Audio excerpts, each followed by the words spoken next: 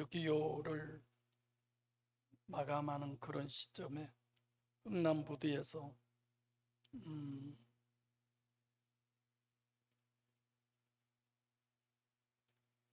미군 그 무슨 배 있죠? 거기에 올라서 남한으로 피난 오려고 하는데 그 높은 배에서 떨어지는 사람들을 보죠. 또 어떤 영화들은 보면은 기차로 탈출을 하거나 이렇게 피난을 가는데 안으로 들어갈 수가 없어서 그 위에 기차 위에 있다가 떨어지는 사람들. 우리가 천국감에 있어서 우리 모두 다 그랬으면 좋겠는데 너무 그런 부분이 안타깝죠. 네. 사람들은 살아가면서 돈이 없어도 불편하고 건강에 문제가 생겨도 불편하고 인간관계에 문제가 생겨도 불편합니다. 저도 수없이 여러분들 못지않게 신앙생활 해왔고 26살 때부터 목회했지만 힘들고 어려울 때마다 예배당에 가서 강단 밑에 엎드려서 손바닥에 갈라지도록 하나님이 아니면 어떻게 합니까? 라고 밤새워 기도한 때가 한두 번이 아니에요. 개인적으로 어려움이 왔을 때도 엄청 힘들고 어려웠을 때 돌아가신 아버지가 계셨다면 얼마나 좋을까? 그분이 신앙에 대해서 아무것도 모를 텐데 그분의 그림자만 있어도 얼마나 좋을까? 이런 때가 있었어요. 여러분들은 신앙생활을 하면서 얼마만큼 하나님을 향하시는 마음을 갖고 계시는지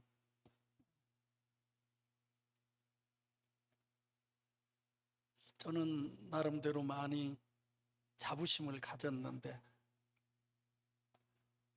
지난 한 주에 어느 한 부분을 보고 너무 많이 실망을 했습니다. 그리고 하나님께 내가 한 것이 여기까지밖에 아닌가 싶은 그런 자괴감도 많이 들고요. 왜 하나님은 그러실까? 오늘 본문도 마찬가지예요. 이왕이면 도마 있을 때 나타나시지. 왜 도마가 없을 때 주님은 부활하신 주님은 나타나셔서 우리가 늘 그러잖아요. 의심많은 도마. 만약에 다른 제자가 그 자리에 없었다면 그 제자는 그랬어? 예수님이 진짜 부활하셨어? 그러네. 아니면 도마처럼 아니야, 나도 예수님의 못자국, 손에 있는 못자국과 옆구리의 창자국을 만져보지 않고는 나는 못 믿어. 그랬을지 여러분 어떻게 생각하세요? 오늘 본문을 보면서 아니 예수님이 부활하시겠다고도 말씀하셨고 그리고 직접 오늘 본문에 가룟 유다는 이제 없잖아요. 그러면 열 제자가 이구동성으로 얘기했고 막달라 마리아가도 얘기했는데 어떻게 안 믿을 수 있어? 이런 생각 여러분 안 드세요? 왜 하나님은 도마가 없을 때 나타나셨을까? 부활하신 예수님은 모두가 다 예수님이 부활하셔서 우리에게 오셔서 말씀도 하시고 숨도 쉬시고 성령 받으라고도 하고 실제적인 부분을 다 얘기했는데도 에이 아니야 나는 못 믿어. 왜 이런 상황을 하나님이 만드셨냐 이거예요. 오늘 본문도 보면 아니 24절부터 29절까지 한 달나게 해도 되잖아. 근데도 하나님은 늘 나눠놓으시고 또 오늘 본문은 두 절밖에 아니죠. 두 구절. 뭘 얘기하려고 그럴까? 의심 많은 도마를 우리에게 설명해 주려고 이러시나? 너희는 의심하지 말고 믿어. 이러려고 그러신가요? 본문에서는 도마가 없었다는 얘기를 하시고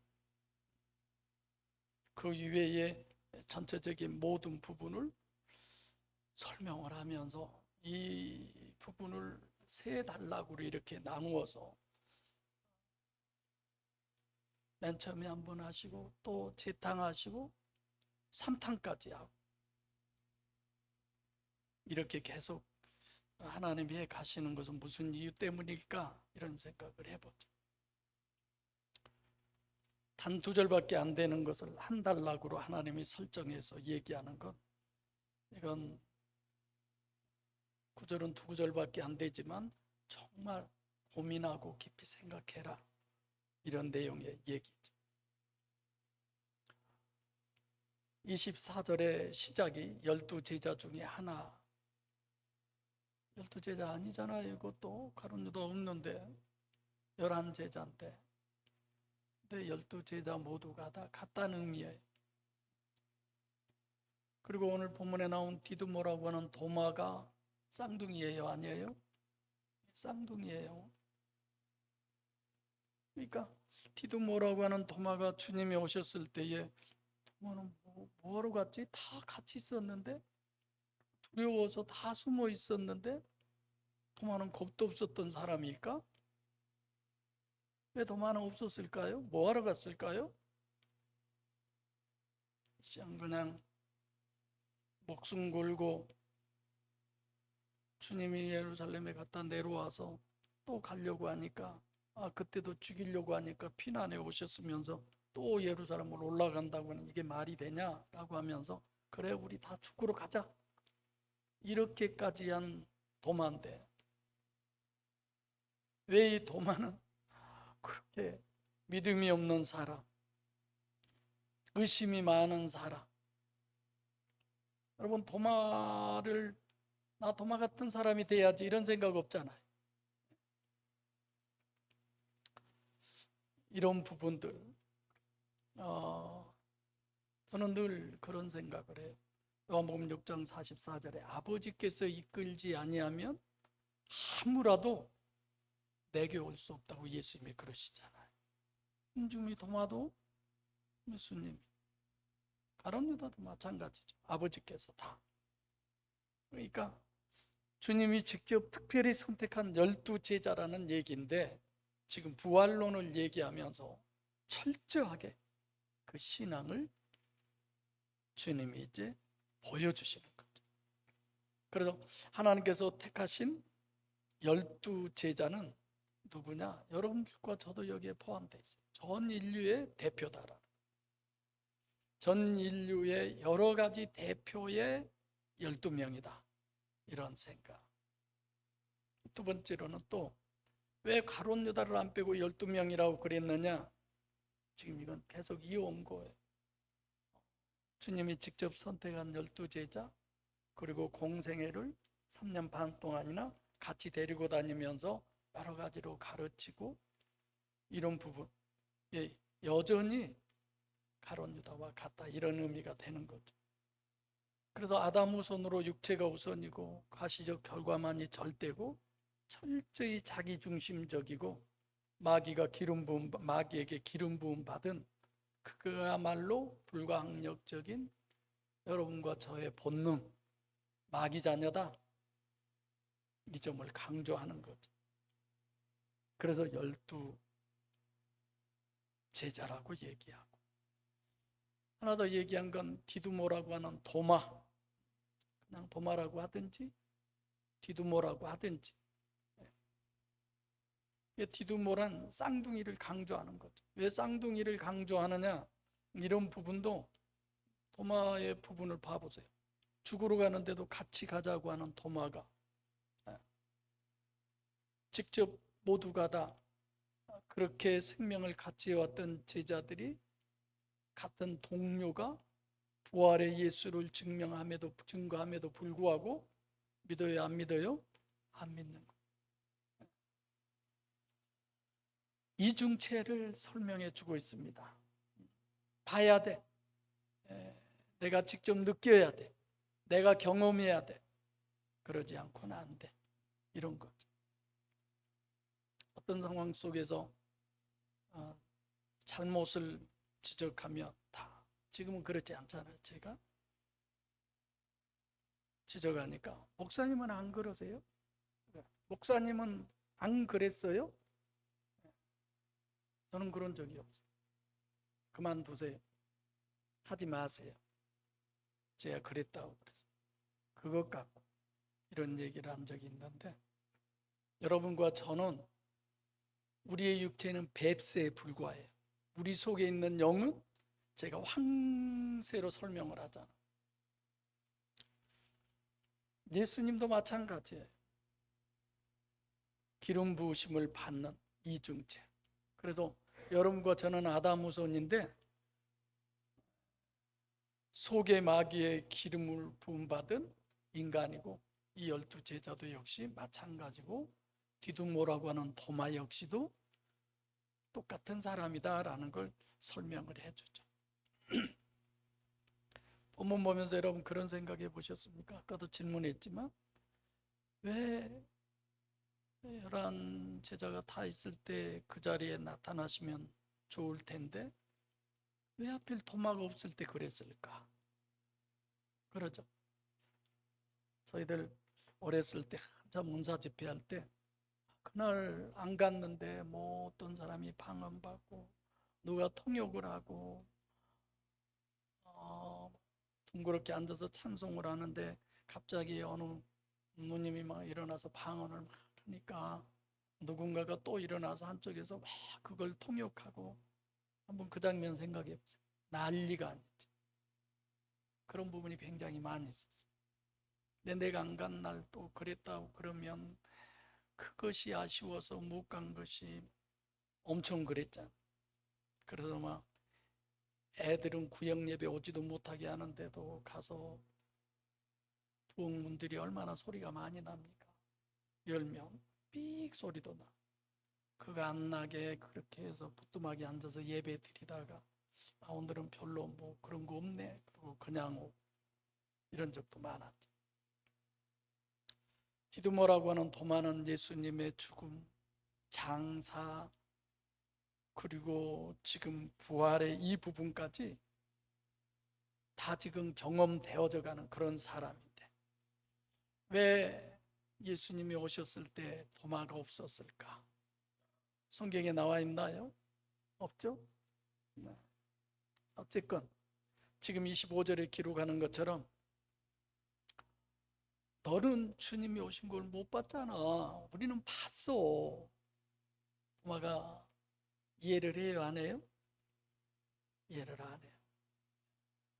사도행전에 보면 유대인들이 두려워서 다 문을 걸어 잠그고, 근데 자기들끼리 아무도 이렇게 통해야 문도 열어주고 그러잖아. 근데 도마는 문을 걸어 잠궜는데 예수님이 어떻게 들어올 수 있어? 말이 안 되잖아. 자기 들어올 때는 누구냐, 어쩌냐, 다 그렇게 해서 받아들인 건데. 그러니까 아마 도마는 어떤 혼령, 영, 뭐 이렇게나 이해했는지 몰라요. 도저히 나는 못 믿어. 나가면 너희들 정신 차려. 제정신 아닌 거 아니야 혹시? 아니 실체인 분이 어떻게 문을 다 걸어 잠궜는데 그분이 들어올 수 있어? 말도 안 되는 소리 하지 마. 그런 거죠. 니들이 헛소리 하는 거야. 그러면서 나는 직접 내가 경험해 봐야. 경험이 어떤 경험? 손에 있는 못자국과 옆구리 창자. 그러지 않고는 나는 믿을 수 없어. 너희들 말 나는 못 믿어. 이런 거죠. 그러니까 이런 부분을 보면서 야, 참 도마 의심 많은 사람이네. 여러분들 그럴런지 모르지만 도마처럼 우리는 해야 돼. 12제자 중에서 가장 이성적이고 합리적인 사람이 도마라는 것을 하나님은 여러분과 저에게 설명해 주기 위해서 무슨 일 때문에 그 자리에 참석 안 했는지는 모르지만 그 자리에 없을 때 주님이 나타나신 거죠. 이거는 도마를 따로 설명하려고. 예수님이 그러시잖아요. 요한복음 14장에 내가 초소를 예비하러 가노니 초소를 예비하면 다시 와서 너희도 나 있는 곳에 데리고 가겠다. 그 얘기하죠. 다른 제자들은 아멘 그랬는지 몰라요. 근데 도마가 그렇게 얘기하죠. 아니 어디로 가시는지도 모르는데 어떻게 그 길을 압니까? 어떻게 그 방법을 압니까? 도마는 합리적이고 실제가 아니면 안 통하는 사람이에요. 그래서 예수님이 내가 그 길이요 진리요 생명이니 나로 말미암자 그 아버지께로 올 자가 없다. 도마가 도저히 받아들이질 않는 거죠. 도마만이 아니에요. 사실 오늘 제목이 예수 부활을 믿으십니까? 라고 여러분들에게 저에게 질문을 하는 제목을 가졌는데, 부활의 종교라고 하는 말 자체는 기독교는 다른 건 몰라도 예수 부활을 신학적으로 확실히 알고 확실히 정립하고, 그래도 가장 확실한 종교라는 말의 의미가 부활이에요.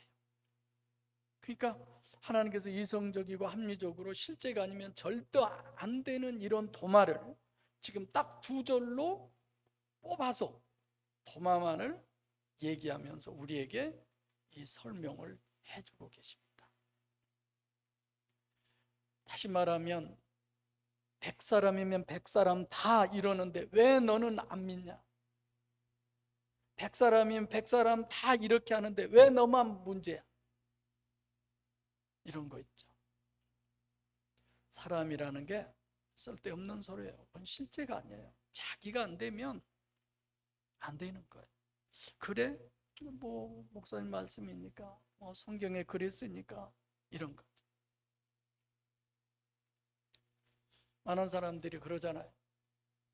대형 교회에서 특별히 그런 얘기 많이 하죠. 무슨 얘기하면 이렇게 수가 많이 모이는 것이 하나님의 역사가 아니면 어떻게 그럴 수 있냐? 그거 하나로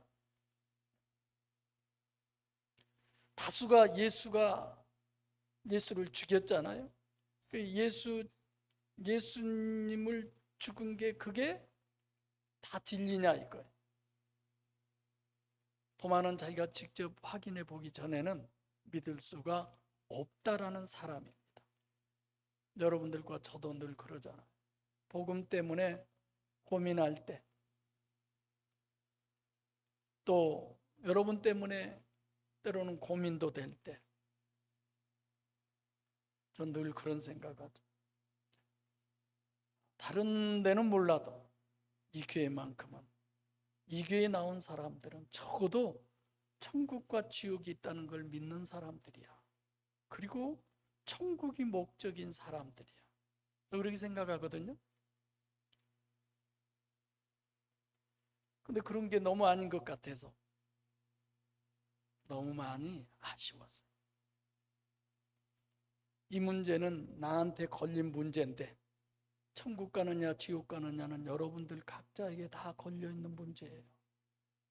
이거 누구 한 사람의 얘기가 아니에요.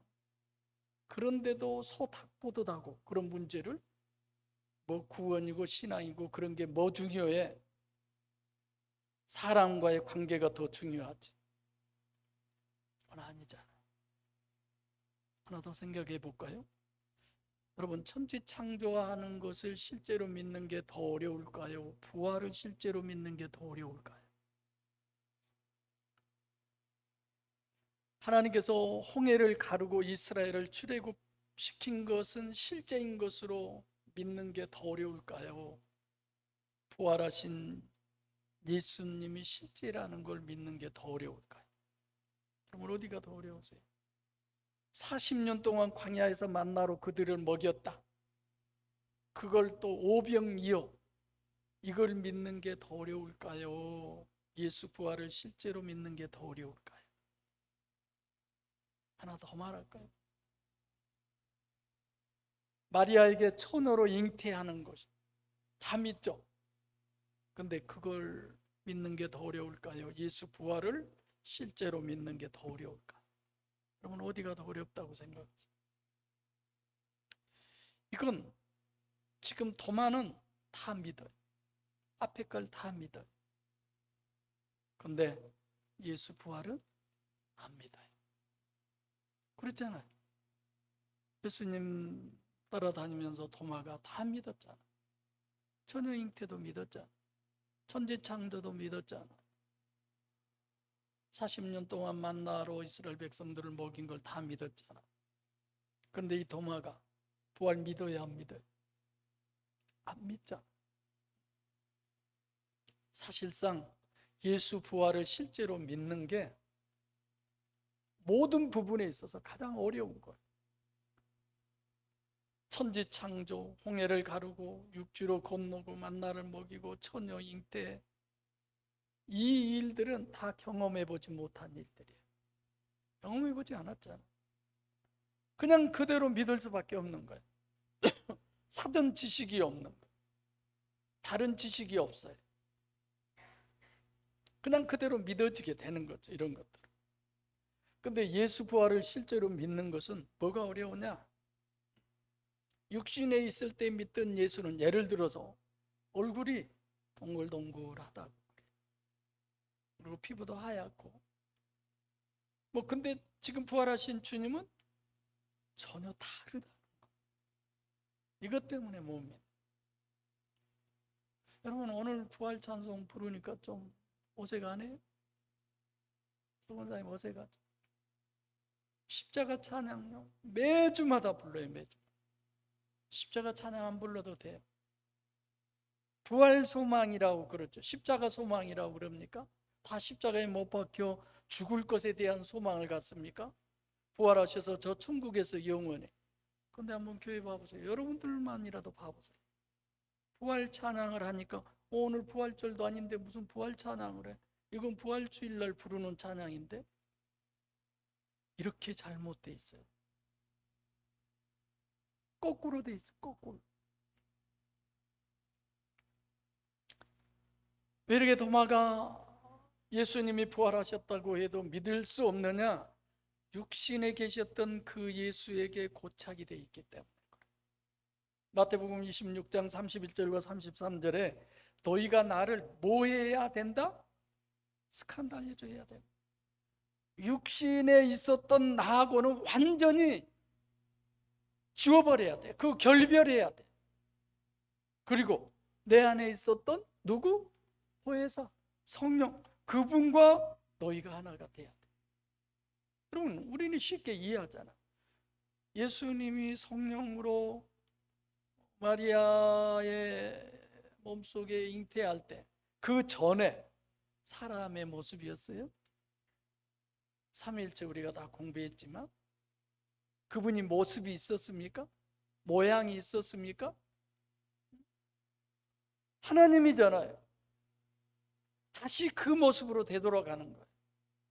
계시록 보면은 심판주로 나오시죠.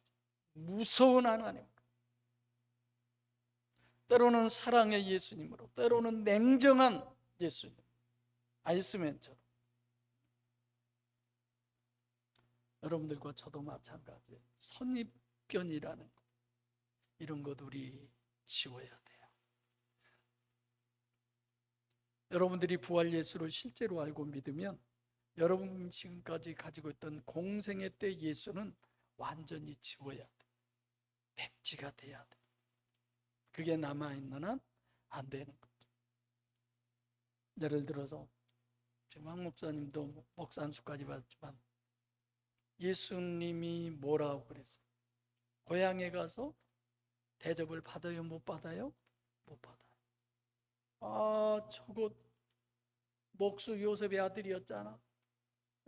목수였는데 제가 우리 집에 와서 가져다가 고치고 어쩌고 저쩌고 했는데 무슨 지가 하나님이야 저게, 이러잖아.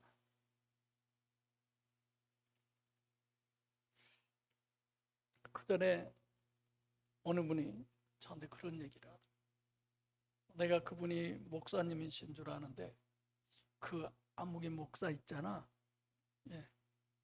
그 사람 그 무슨 사람이야? 왜? 옛날에 고향에서 뭘 했었는데 아주 나쁘고 뭐 이러고 저러고 했다고. 걔가 목사 되면 다 목사 돼. 이런 얘기를 하더라고요. 또 뜨끔했어요. 나보다 그러나? 하나님은 그 사람 쓰시잖아요. 왜 그렇게 과거를 가지고 지금의 그 사람이 얼마만큼 변화되고 새로워진 줄 모르고. 창세기 12장 1절로 2절도 그러잖아요. 너는 너의 본토 친척 아비 집을 떠나 내가 내게 지시할 땅으로 가라. 뭐예요? 그거 다 지워버리라는 거죠. 혁명적 전환이라고 그랬잖아요. 천지개벽하는 거. 십자가에 완전히 죽기 전에는 부활은 없어요. 십자가 전에 예수를 완전히 지워버리기 전에는 부활 예수를 만나도 과거 예수만 생각하기 때문에 늘 과거로 돌아가는 거예요. 부활의 주님을 만나지를 못한 거죠.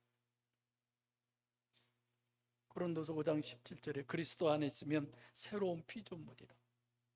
옛것은 지나갔으니 보라, 다 같이 시작, 새 것이 되었다. 할렐루야. 새 것이. 너무 우리는 과거에 사로잡혀 있어요. 그래서 영적 목회는 어려워요. 성경은 육체를 자랑하지 마라고 그러는데 여러분 잘 아시죠? 육체 자랑하다가 개박살난. 어느 분이 그런 얘기를 하더라고요. 목사님, 저는 참 편하게 인생을 살아왔어요. 여자인데도 남자들 소굴에서 살았는데도. 아유, 대단하시네요. 왜 그런 줄 아세요? 제 얼굴이 무기잖아요. 이해가 안 가, 여러분들은? 얼굴이 하도 못생겨서 누가 뭐 차 한잔 마시자고도 안 한대요, 자기한테. 그래서 하나님께 감사드린다. 참 여러 가지가 있어요. 마태복음 26장 30절로 33절에 예수님이 그러잖아요. 너희도 십자가에 죽어야 돼. 늘 죽자고 그러는데 안 보고 안 듣고 말 안 하고.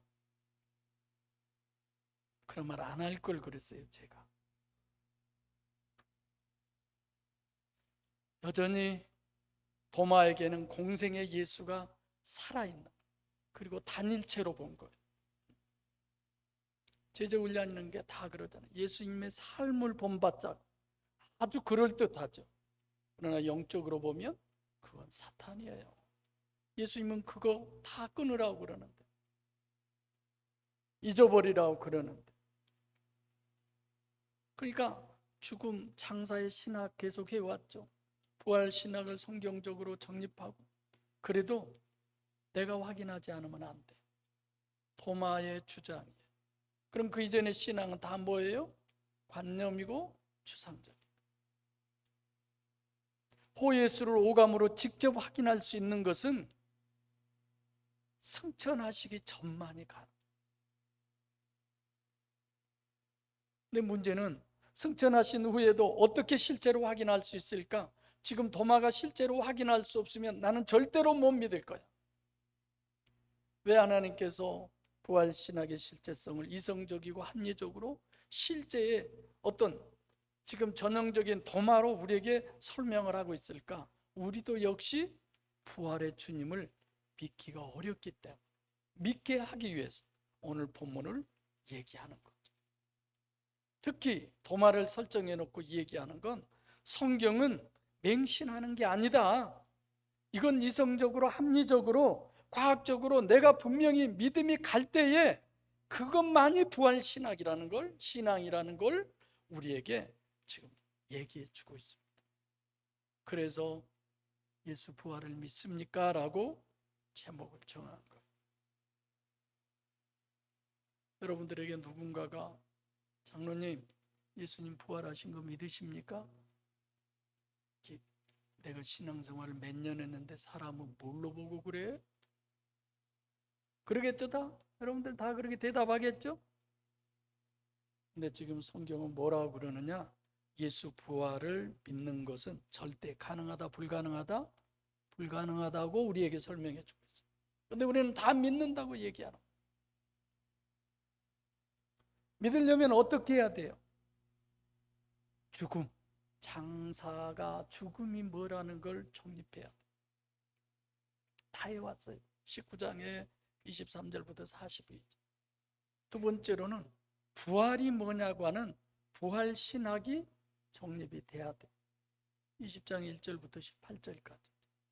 그리고 세 번째로는 지금 19절로 23절 오감으로 실제가 확인이 돼요. 예수 부활은 육신의 몸뚱어리가 다시 살아서 불사조가 된 것이 아니라 우리 대부분 다 그렇게 알고 있잖아. 이중체인 신인 메시아의 속사람 호 예수가 죽음에서, 시체에서, 그냥 육체에서 영이 빠져나온 거예요. 죽었던 그 육체가 그대로 도로 살아서 나온 게 아니라 육체가 다시 살아서 불사조인, 그게 부활이 아니에요. 이런 부분도 우리는 다 정립했어요. 그럼 그런다고 그래서 부활이 믿어지느냐? 아까도 얘기했지만 선지자가 자기 고향에서 존경을 받아요? 못 받아요? 못 받아요. 여러분들 중에 누군가가 목사가 돼서 제가 아닌 다른 분이 섰는데도 목사님 그렇게 하시겠어요? 근데 그 생각이 보통 나네. 저 26살 때 우리 임집사 늘 그랬어요. 내가 얼마나 상냥하고 약방에 감춰줘. 뭐 우리 저 임집사는 인사도 잘 안 하는데 아주 뭐 굴만 이렇게 쪼아도 야 임집사 오늘 내가 전사님 집에 꿀 가서 갖다 놨으니까 저녁에 가서 먹어. 이런 정도로 그렇게 이쁨 받아. 그런 내가 방위 때도 내가 우리 교회에서 목회를 했어요. 교회가 어려워서 누가 쉽게 우리 교회로 오려고 안 해. 그리고 우리 교회에서도 목회자가 오면요, 뭘 보고 목회자를 고른 줄 아세요? 자식이 몇 명인가를 보고. 애들이 많으면 못 모시니까. 그래서 애도 별로 없는, 다른 거 다 필요 없어. 그거. 그런데도 제가 한 8개월 했나? 임집사라고 안 했어요. 우리 전사님으로 하자. 그래서 제가 전사했어요. 전도사 피택도 받아본 적도 없는 내가 전도사 됐어요. 그러다가 목회하러 가게 됐잖아요. 26살 때.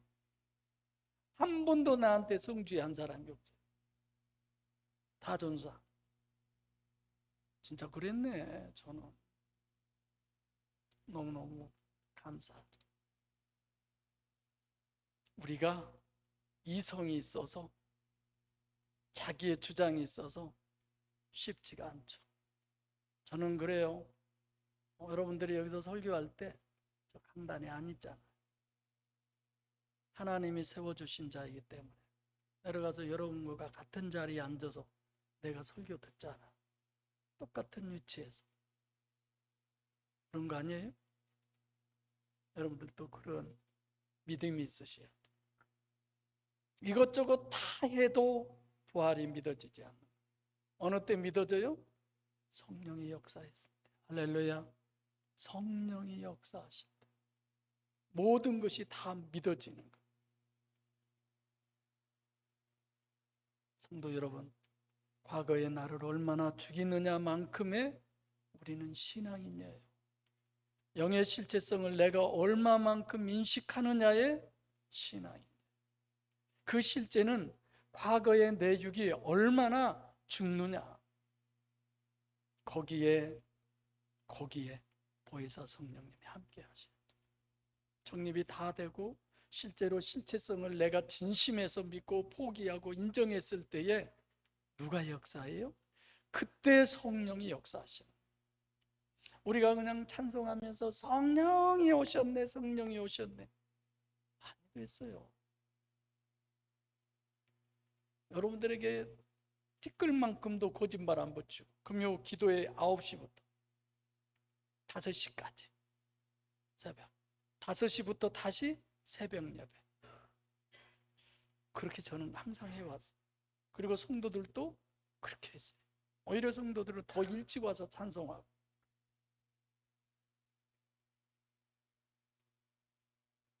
그렇게 있어도 다 넘어지고 무너지고, 중요한 건 부활하신 주님이 성령으로, 물리적으로, 실제적으로 여러분들과 제 안에 임마누엘 하시면 그분의 역사로 부활이 실제로 믿어집니다. 그리고 내가 삼위일체 하나님이 직접 내 안에 계시니까 세상이 감당할 수 없는 육신과 세상의 승리자가 될 뿐 아니라 예수님처럼, 그리고 야곱처럼 황금마차를 타고, 성령의 그 능력을 제가 황금마차라고 표현하죠. 천국의 입국에서 주님과 함께 영원히 천국의 영광을 누리는 하나님의 자녀가 됩니다. 그렇게 해주시기 위해서 여러분과 저를 부르셨어요. 그리고 그것이 목적이어서 저를 목사로 세우셨어요.